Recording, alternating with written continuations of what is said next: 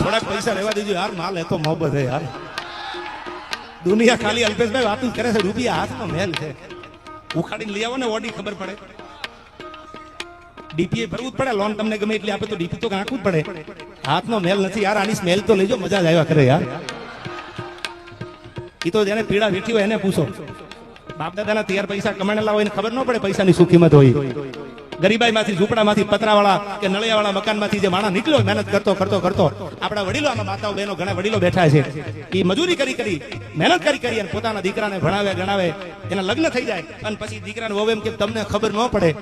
ત્યારે એની કેટલી પીડા થતી હોય, કોક દીકરીને પૂછો તો ખબર પડે યાર। કે જે મા બાપે